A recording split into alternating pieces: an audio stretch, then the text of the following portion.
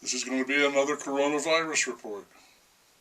Yes, it's Samuel Pepys again, writing in the year 0 CE, caught up in the grip of the dreadful coronavirus.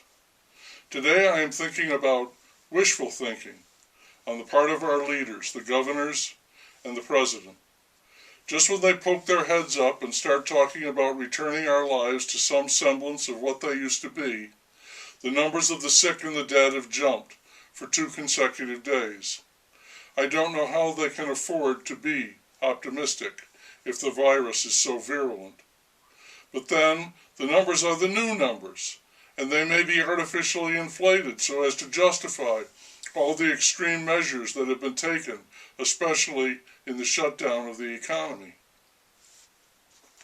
Protests have become noisier.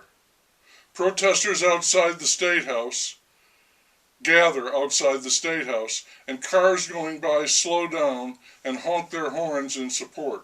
The sound of the car horns has become the most noticeable sign of protest. And because of the epidemic, we are still living in the age of heroes. That took a twist when I was listening to a man who I would say qualified for that designation in every regard. He's a chef. I think he owns 27 restaurants around the world, so he's built an empire. He has also created a charity that provides food for people who need it. He's been to Haiti after a hurricane and did such a good job that FEMA hired him to keep doing it. During the epidemic, he's been very busy all over the nation, giving food to healthcare workers, safety workers like police and firemen, homeless people. He just shows up and hands out high-quality prepared food.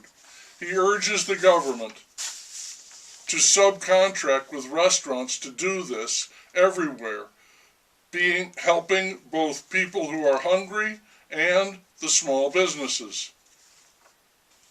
He was talking about sustaining the availability of food as being essential to national security, from growing it and picking it to delivering it and stocking and selling it. And he said that it's clear that every link in the chain is vital or essential, as it is now phrased.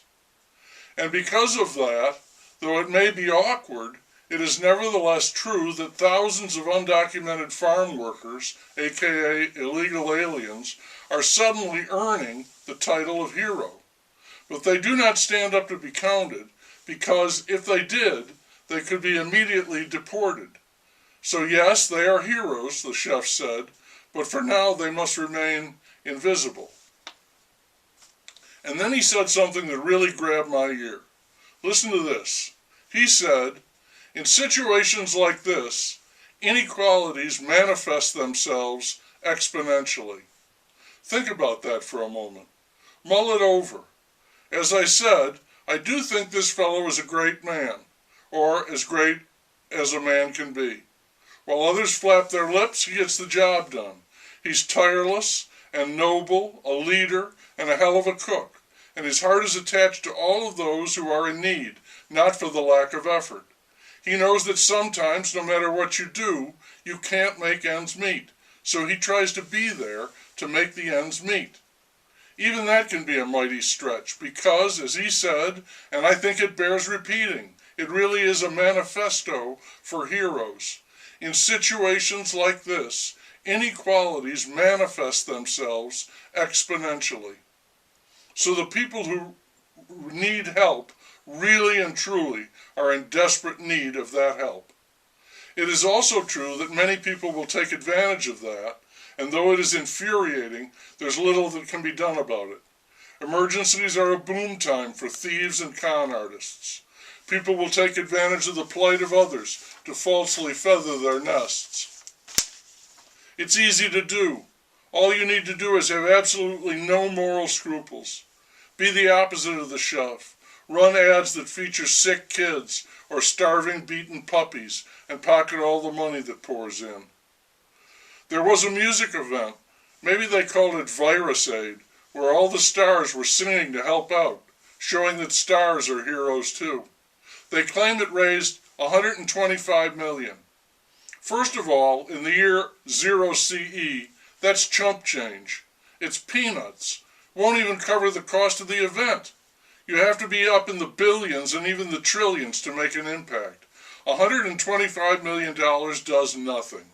But will anyone track that money and report on exactly what good it produced? I wish it were so, but I know it's just another number, just a great big dose of wishful thinking. Today the cold and rain is moving out, and it promises to be fair and warm, in the 60s with blue skies. Fair weather will mean more pressure, more protest, more car horns honking to open things up. But the virus, the joker, it might be remembered, has a timetable of its own.